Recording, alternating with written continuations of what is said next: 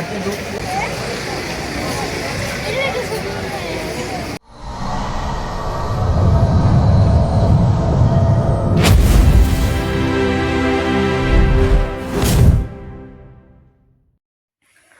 WhatsApp guys, welcome to টিয়ার রাহাত ব্লগে। আজকে আমরা পুরান ঢাকার ইসলামপুর আহসান মঞ্জিলে ঘুরতে আসছি। আহসান মঞ্জিল পুরান ঢাকার বুড়িগঙ্গা নদীর তীরে অবস্থিত এক ঐতিহাসিক প্রাসাদ। একসময় এটা ছিল ঢাকার নবাব পরিবারের বাসভবন। এখন এটা জাতীয় জাদুঘরের অংশ, যেখানে সংরক্ষিত আছে নবাবদের ব্যবহৃত আসবাব, ছবি ও ঐতিহাসিক স্মৃতি। ইতিহাসের কিছু কথা বলি।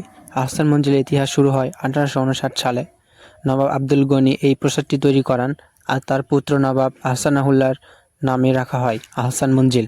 তখনকার দিনে এই প্রাসাদটি ছিল ঢাকার রাজনৈতিক ও সামাজিক কেন্দ্র। এখানেই বহু গুরুত্বপূর্ণ সভা সম্মেলন হয়েছে। এমনকি মুসলমানদের জন্য আলাদা রাজনৈতিক সংগঠন, তার আলোচনা হয়েছিল এখানেই।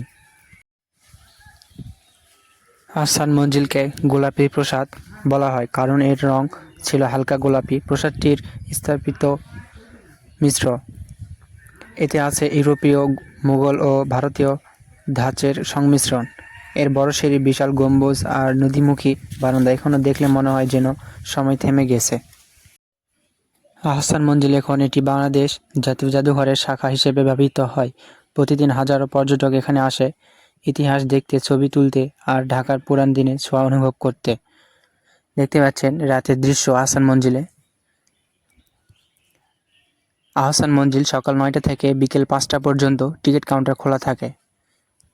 আমরা 5টার পরে যাওয়ায় টিকিট কাউন্টার বন্ধ হয়ে গিয়েছে বলে টিকিটটি পাই নাই। আমরা বাইরে থেকে ভিডিওটি ধারণ করি। সন্ধ্যায় যখন প্রসাদে লাইট জ্বলে ওঠে তখন পুরো জায়গাটা স্বপ্নের মতো লাগে, যেন নদীর তীরে দাঁড়িয়ে এক টুকরো ইতিহাস জীবন্ত হয়ে আছে। বুড়িগঙ্গার তীরে দাঁড়িয়ে আছে এই গোলাপি প্রাসাদ আহসান মঞ্জিল। ঢাকার ইতিহাস বলতে গেলে এখান থেকেই তার আসল গল্প শুরু।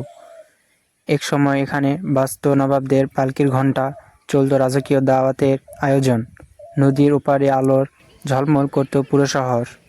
আর সেই প্রাসাদ নিঃশব্দ, কিন্তু প্রতিটি দেয়াল যেন এখনও গল্প বলে, ভালোবাসার আর সময় নীরব সাক্ষী হয়ে যায়। আহসান মঞ্জিলের প্রতিটা কোণ যেন এক একটা ছবির ফ্রেম। সামনে নদী, চারপাশে পুরান ঢাকার গলি, আর মাঝখানে এই গোলাপি প্রাসাদ, একদম সিনেমার দৃশ্যের মতো। এর গম্বুজ, জানালা আর পুরনো কাঠের দরজাগুলো এখনও ঔপনিবেশিক আমলের ছাপ বহন করে।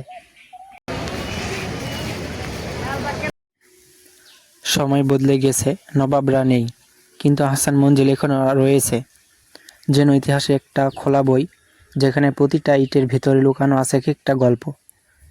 যখন সূর্য ডুবে যায় আর প্রাসাদে আলো জ্বলে ওঠে, তখন মনে হয় ঢাকার অতীতটা এখনও ঠিক এখানে, এই নদীর তীরে শ্বাস নিচ্ছে। আহসান মঞ্জিল দেখে মনে হচ্ছে নবাবরা যদি এখনও বেঁচে থাকতেন, আমাকেও এক কাপ চা অফার করতেন। গোলাপি রং দেখে মনে হয় প্রসাদ না, পুরো ঢাকার প্রেমের কেন্দ্র।